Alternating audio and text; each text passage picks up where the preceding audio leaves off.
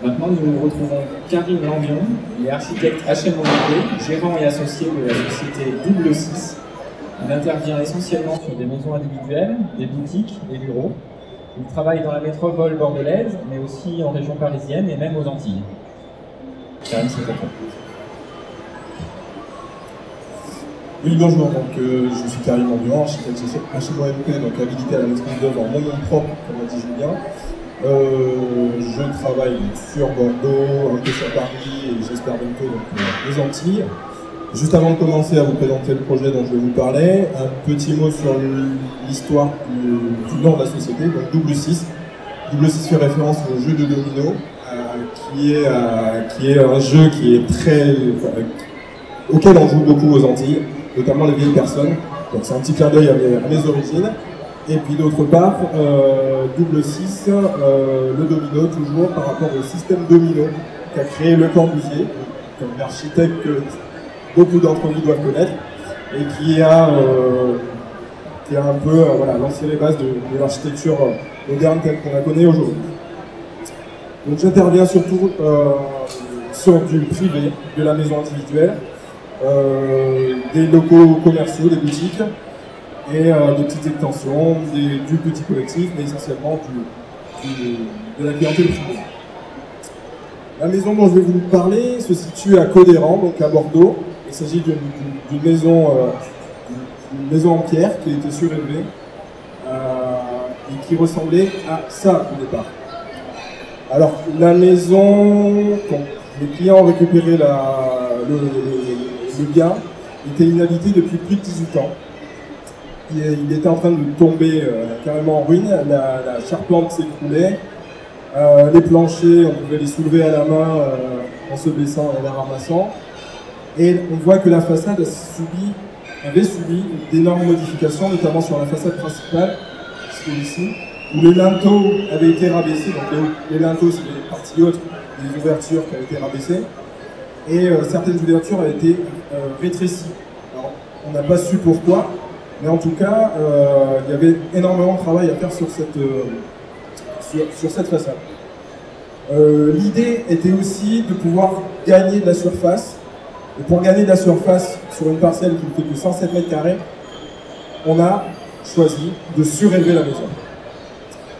Alors ça n'a pas été évident, puisqu'on est à proximité d'une échoppe qui est inscrite.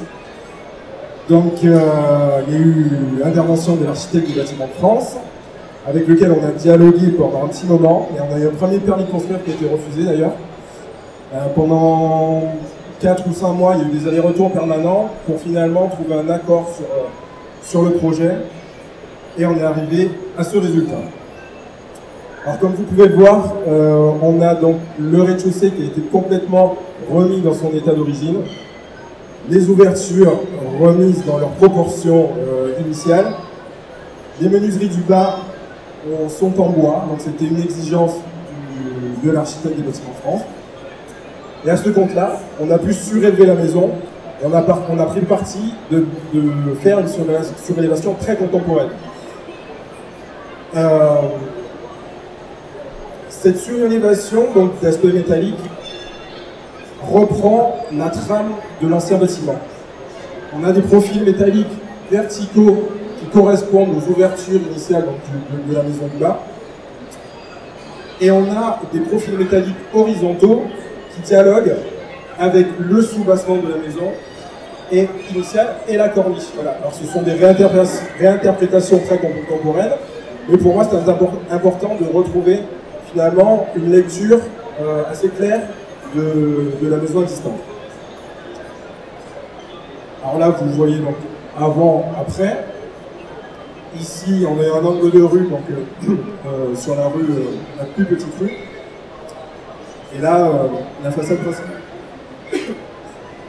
Alors, à noter que pour apporter, comme on est en angle de rue, pour apporter de la légèreté et marquer cet angle, on a choisi d'avoir un angle complètement vitré qui permet d'avoir beaucoup de lumière à l'intérieur. La volonté principale, c'était d'avoir de la lumière partout où on se situe dans la maison. Alors pour ce faire, il y a une partie de la maison initiale qui a été démolie. Dans la cour, il y avait une pièce supplémentaire et on retrouvait également les toilettes à l'extérieur. C'était pas très pratique évidemment.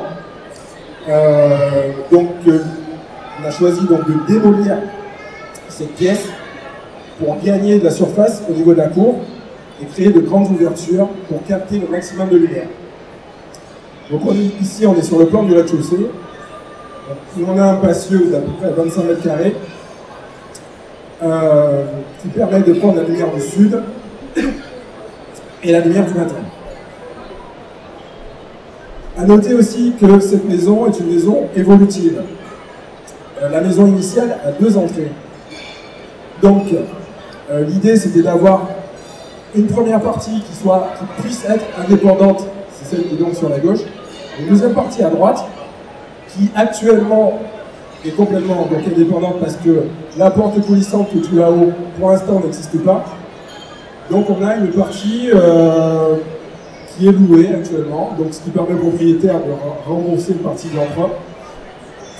Donc on trouve une pièce de lit avec une kitchenette et à l'étage une chambre avec une salle de bain. Donc ici l'étage, 2 chambres principales, une salle de bain, un WC, et puis donc la partie indépendante également avec une chambre et une petite salle de bain. L'idée donc c'est dans un futur plus ou moins proche, de pouvoir la partie qui se situe à l'est ici, faire un couloir, ouvrir la cloison qui se situe ici et récupérer la 3e chambre. Ici le tout du projet où on voit que la cave initiale sert de buanderie. Et là, la vue qu'on a depuis l'entrée vers le patio. Donc on voit les grandes baies vitrées et le patio qui permet finalement de faire pénétrer la lumière partout où on se situe dans la maison. Ici, une vue depuis la cuisine qui est semi-ouverte. Une petite astuce d'architecte, le sol, c'est simplement de la peinture de parquet qui a été mise en œuvre sur une chape qui a été lissée au préalable. Donc par rapport à un béton ciré, c'est entre 5 et 10 fois moins cher.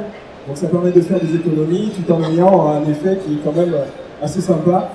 De même pour les garde-corps, ce sont simplement des bouts, donc des cordes de bateau qui ont été tendues et qui permettent de sécuriser l'escalier. Donc là aussi, en termes d'économie financière, c'était un point intéressant. Nous avons ici la vue de la chambre du petit. Toutes les chambres donc, sur le patio et bénéficient donc de la lumière, à la fois le matin mais aussi le soir. La vue du patio. Le patio a été traité avec un bardage bois, contrairement donc à la façade principale qui peut paraître un peu froide, puisque en pierre et en métal. Là, l'ambiance est un peu plus intime, un peu plus chaude, avec donc le bardage bois au mur, le caillebotis en bois au sol, et puis surtout l'idée d'avoir fait travailler un artiste bordelais qui s'appelle Joan Maggio, qui a réalisé cette fresque, qui apporte une touche de gaieté finalement à la cour, et ce personnage, vous l'aurez peut-être reconnu, c'est Mickey, il fait partie maintenant de la maison. Notre vue donc du patio, avec de larges baies vitrées au rez-de-chaussée et à l'étage, toujours pour cette problématique de prendre un maximum de lumière, qu'on soit le matin ou le soir. Les matériaux, donc sur rue, le métal, un métal déployé, donc qui a un aspect assez graphique, qui rappelle un peu certaines rugosités que peut avoir la pierre. Et puis donc côté patio, on a le bois qui apporte cette ligne aussi graphique et cette chaleur. Enfin donc là nous avons une photo que j'apprécie particulièrement.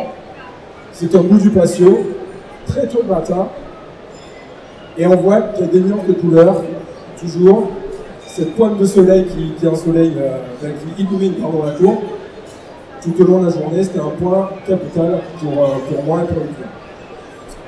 Et voilà, et je vous remercie de m'avoir écouté.